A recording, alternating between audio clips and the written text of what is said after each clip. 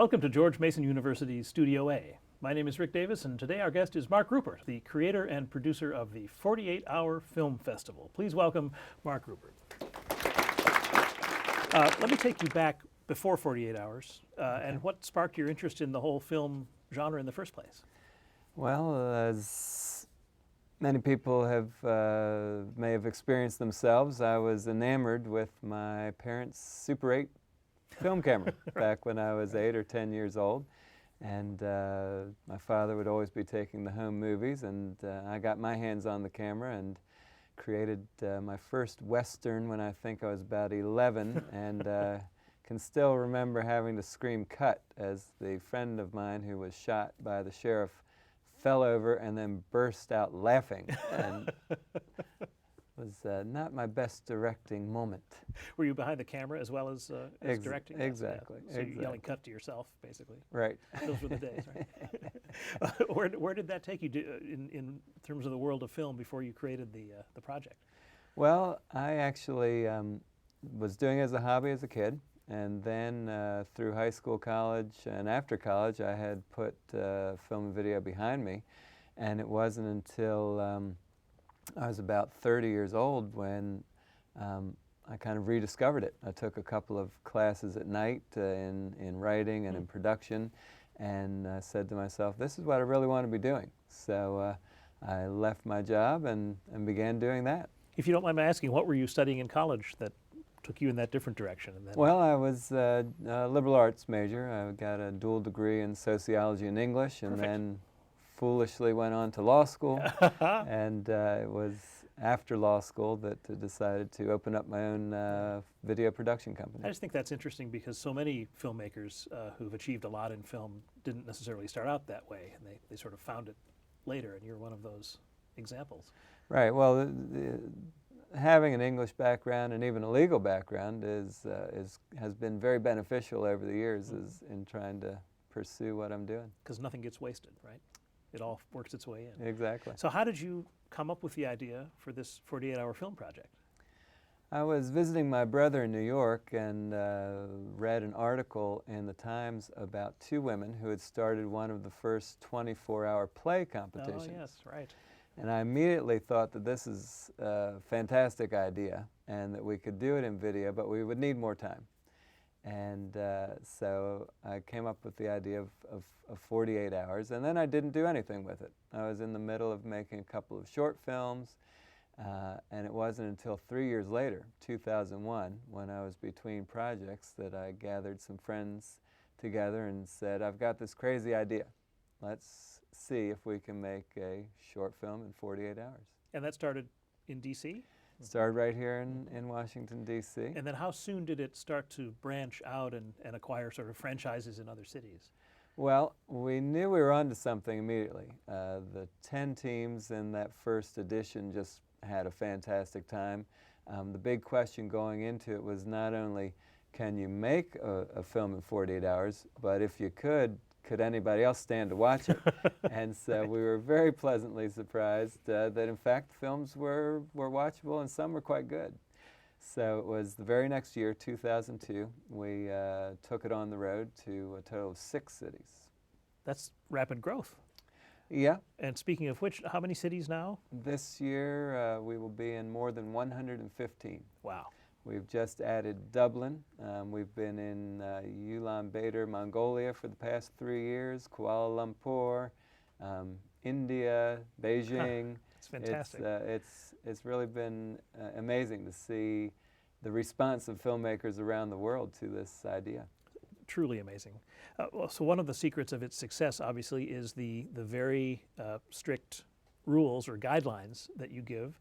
And we actually have a clip, kind of a trailer that you created, or that some of your teams created. Right. Could you set this up for us, and then we'll take a look at it? Sure. We reached out to some of our best teams around the world to ask them each to do a segment of this trailer that explains just what the 48-hour film project is. Okay, let's watch.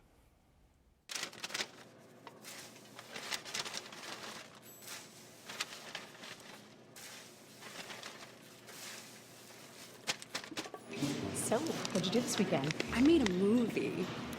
What, you mean like a whole movie? Yeah, I was in the 48-hour film project. What's that? That's a film festival that gives you exactly 48 hours to write, shoot, edit, and deliver a film. Eso debe haber sido una locura total. Sí, lo sé, lo sé. Dormí 3 horas en todo el fin de semana. How long is the movie? It's about 5 minutes long. It has to be between 4 and 7 minutes. So you can make any movie you want? Yeah, pretty much. They give you a character, a prop, a line of dialogue, and a film genre, and you have to use them all in the movie. Interesting. So what character did you have? Suraj or Savitri Prakash, call center executive. Dwight Williams, party planner. Robert or Robin Leonard, smooth talker. C'était quoi ton objet imposé? Un élastique. بإذا خفت سأقول خلي يشتمش. مبريك. What was your prop? Oh, a little black buck. Our prop was a head of cabbage. Our prop was pistachio nuts. We had to use this ridiculously large noodle. We didn't have to use that?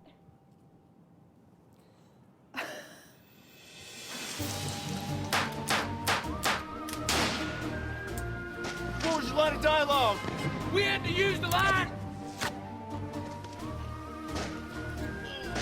We had to use the line. Something good's gonna happen to you soon. So that really makes a fun way of introducing some of the rules of the contest. How important do you think those rules are to making a successful project? Well, for us, because we're in so many cities with so many teams competing, in just this past year we had more than 4,000 teams for the first time. The teams are counting on a standard competition where the rules are enforced in every single city around the world. And how we run our operations is we'll actually recruit a local city producer, and he or she will be responsible for bringing the 48-hour film project to the filmmakers there. And then how do you generate for example, the genre or the prop or the line? Who comes up with that? Well, I'm responsible for getting the information to our city producers. So a lot of times it'll be things that I come up with. For example, most of my in-laws have appeared in one or more of the cities as the required character. But on our website, we also have a place where people can make suggestions. And so I will go to that list as well to get good ideas from the And you're the filmmakers. curator, basically, of that. You make the final. Exactly. And it's different in every city? Every single city is a different character, prop, and line, and the character is both a name, and we give a male and female version, as well as an occupation. Fantastic. So one of my favorites was one we did here in Washington, which was a hypochondriac. So had a lot of very funny solutions to that. That's terrific. So who participates in this? Are they people who are already established filmmakers, students, up and coming, rookies? Well, it's a real mix. We have roughly 35% are people working in the industry, so the professionals. And then we have a whole bunch of wannabes, people who are trying to move from either college or their first job into the industry. And then we also have a nice following of the weekend warriors, the people who they know it's never going to be a full-time career, but they have a lot of fun making movies. Yeah. And that's one of the things that we've learned over the years is that people just have fun doing it. So you've probably seen, what, thousands of these films over the years. What have you developed a sort of an idea of what makes a good short, what are these, 5-minute, 7-minute films? Are there some things about that form that you can impart? Well, I think the first thing is, as with many stories or films, it's having a beginning, middle, and end. Oftentimes you'll see something great and it has no ending. So you really have to have those three ingredients. What has been interesting over the years is that the technical quality of the films has greatly risen as the common understanding of filmmaking across society has increased and as the technology has improved. So the films are looking better and better each year. In terms of the story content, that we haven't seen the same increase, so that you have people who are good storytellers and learning to be better storytellers, and you have and people who still have work cut out for And them. I imagine there are examples in your sort of best of or your winning categories where the story, the content is great, but the tech isn't so strong. Exactly. Oftentimes it is the story that makes the difference. And we've certainly had winners that if you looked at them technically, you would wonder why they won. Well, we have a clip that we're about to show, which is an example, I think, of both really, really good film technique and a terrific little story. Can you set this one up for us? Sure. It's a very nice story. This team is coming out of San Francisco, and the team name is the Chinese Takeout. And they pulled, I think, my favorite genre out of the hat, and it's musical or Western. We know that they're both difficult, Right. so we give you the choice of which you're going to do. And they chose Western, so let's take a look. Very good. Let's watch.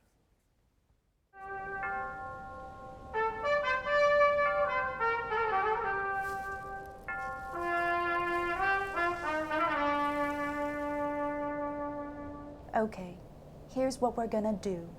You're gonna pull out of here and give me this spot. Do you have any questions? I saw it first. I pulled in first. I'm not budging. Besides, this space ain't big enough for the both of us.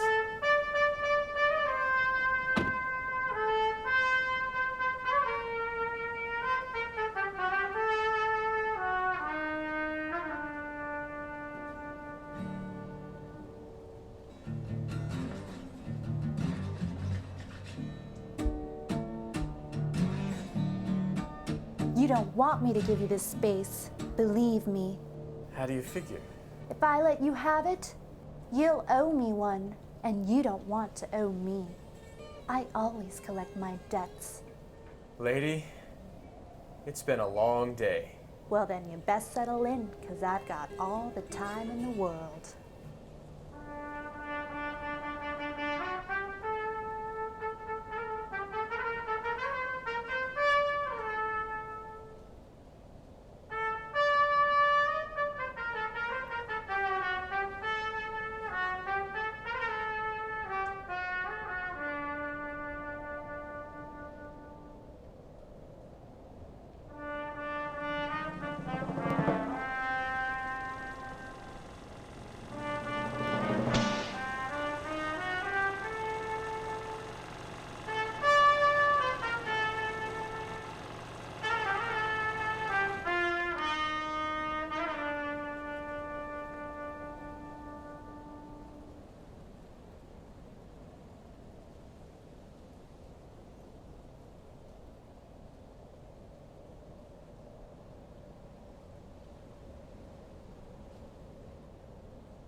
Ma'am.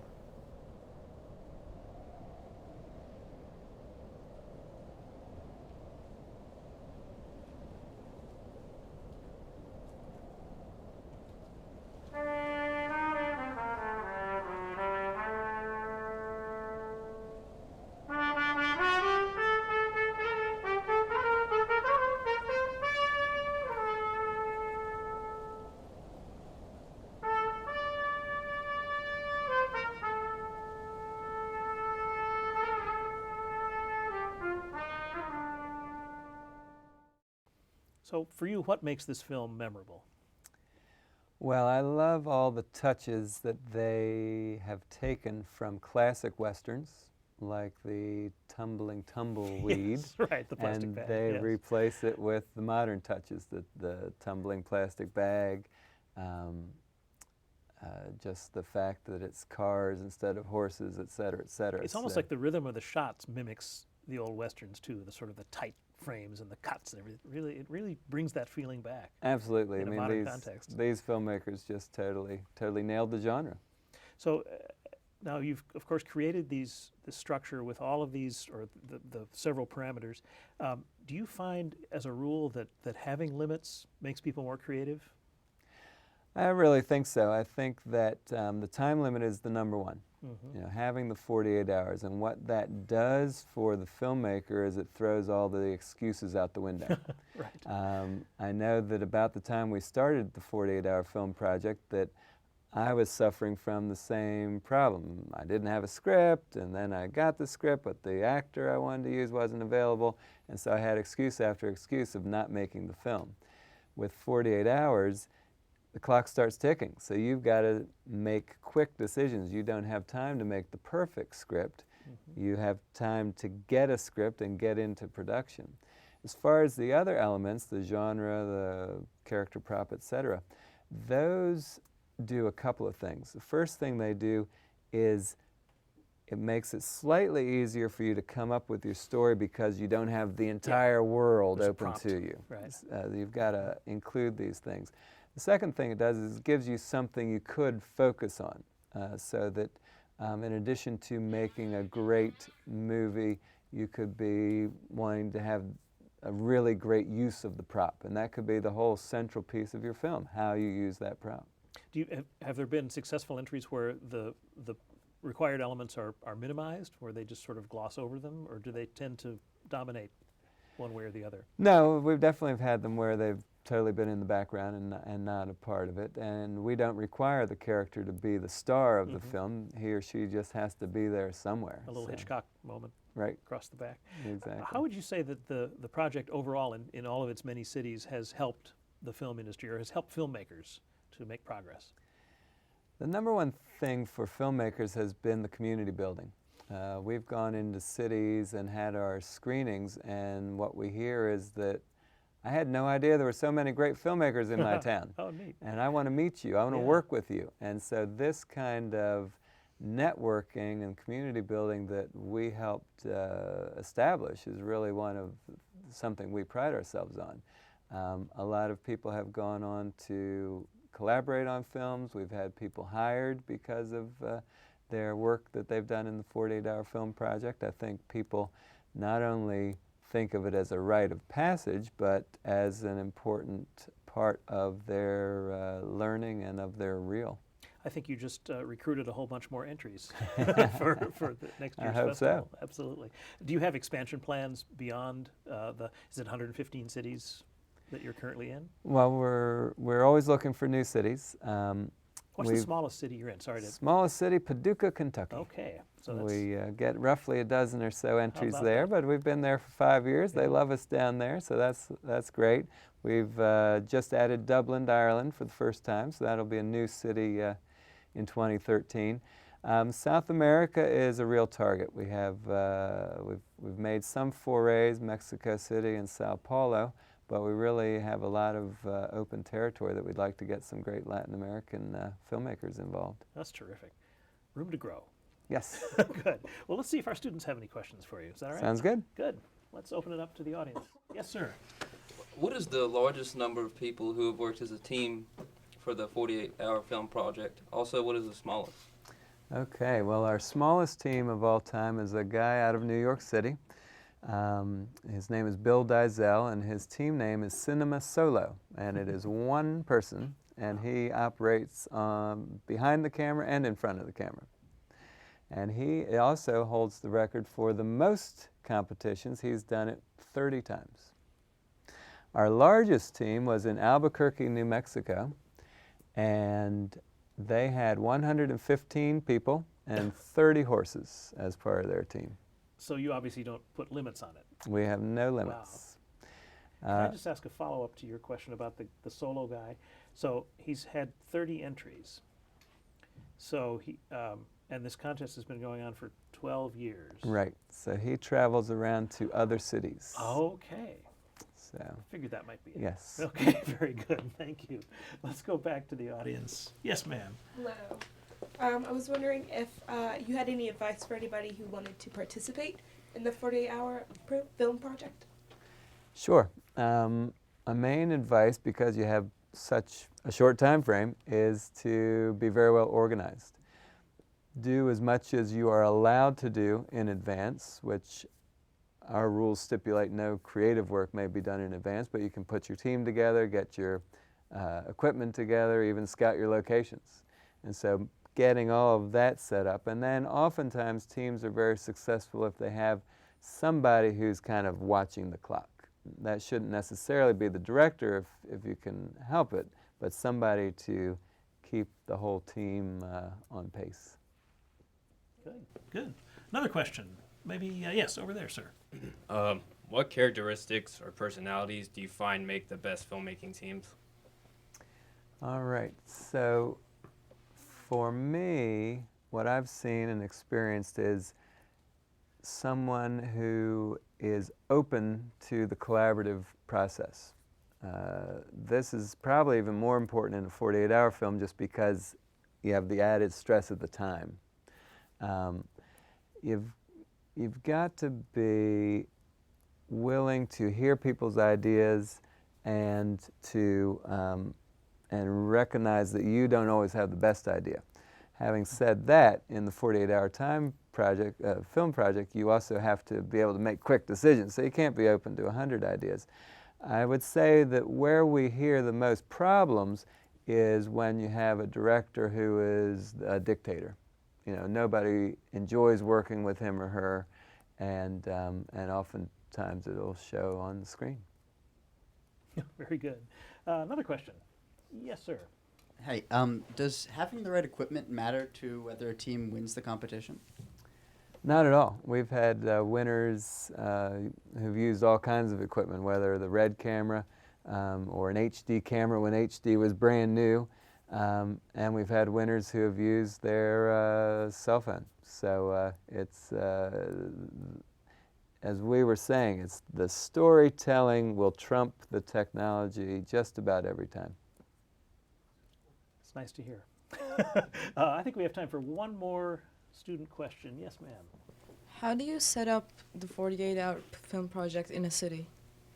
Well, either a local producer will come to us and say, hey, I heard about the project and I'd like to start it here, or we'll actually recruit, usually online recruiting, trying to find someone who will, who wants to run it for us. And you know, at this point, we've had more than 500 contests over the 13 years, and so we send them a 50-page book of how-to instructions, and it's pretty straightforward. We've seen it all at this point, or we hope we have, and if you know anybody who wants to run it in a new city, we'd love to hear. That's terrific. So how, in terms of following up on that question, would you, for example, the DC metro area is sort of one metro area. Is there another one in Baltimore? Is there another one in I mean, how close together can a project be and really work? Sure. Well, here in Virginia, we're in Hampton Roads and Richmond. Then DC, then we have Baltimore, Philly, New York. So fairly close. Yeah. In some cities where we might even be closer, we'll stagger them of when they happen. The U.S. tour runs from April through August. The international tour runs March through October. I think you should do Minneapolis in January. There you go. That'd be an extra little challenge for the crew. So of these many thousands of films that are being generated by this project worldwide, how many do you see? Each year I watch roughly 400 to 500. How do you? Sorry, how do you do that and maintain your fresh eyes? Well, it's not easy, but I have to tell you that it's always amazing. It is amazing the creativity the filmmakers come up with. It's amazing that every year there are new things, because you would assume that if you've seen 3,000 films, there's nothing new to see, but each year there is something new, and that's really exciting. And we've got our big end-of-the-year event coming up in a couple of weeks. We call it Filmapalooza, and we're holding it in Los Angeles for the first time, and we'll have 360 city-winning filmmakers from around the world. Incredible. And does the Filmapalooza, does it travel around by Nope. design? Or? Each year it goes in a different location, Yeah. absolutely. Great. And then, so are you still making films, or are you totally immersed in this 48-hour thing to the point where it's... Well, that's the only unfortunate piece of this, is that instead of a filmmaker, I've become an event producer. Yes, I guess so. But the exciting thing is the project we're working on this year is we hope to do our first feature using a lot of this talent that we've discovered over the course of our our competition. Now that's an amazing idea because you've seen hundreds and hundreds, maybe thousands of people's work. Exactly. So you can draw from Right. an unparalleled kind of pool. Are there any changes contemplated in the structure of the project, either in the rules or in the festival nature of it? We really like our formula, and the filmmakers, I think, not only like it but expect it. We always shake up the genres a little bit each year, so that those don't get stale. One of the things that we've done with some success over the years is to have a second round competition, which might be a branded competition. So we'll get a sponsor. One year we had Visa. This year we had Parrot, which does a video remote control helicopter. Right. And we'll do a special competition for some of the top films, and they'll win a big cash prize from the sponsor. Wow. So there's a little bit of incentive Yeah. in it as well. Absolutely. Do any of these films ever, speaking of cash, are any of them ever get monetized in any other way through distribution or online or anything like that? Well, unfortunately, nobody has figured out a model for the short film making a lot of money in distribution. It's interesting, in our first couple of years is when we had the most success. Our first grand champion actually did a online, maybe that was independent film channel deal, and made several $1,000s, but those days, we haven't seen those days in a while. Most filmmakers will put them up online and go for exposure as opposed to revenue. Best, right. And real quick, just one final question. Have you ever seen one of the short films get expanded into a longer form project? Yes, we've had a handful of those over the years, and I think it's something the filmmakers should do more often, because a lot of these films have a great basic story, and I think they'd make fascinating features. Well, this has been terrific. Mark Ruppert, thank you so much for being here today Thank to tell you. us about the 48-Hour Film Project. I'm Rick Davis for Studio A. Thanks for watching.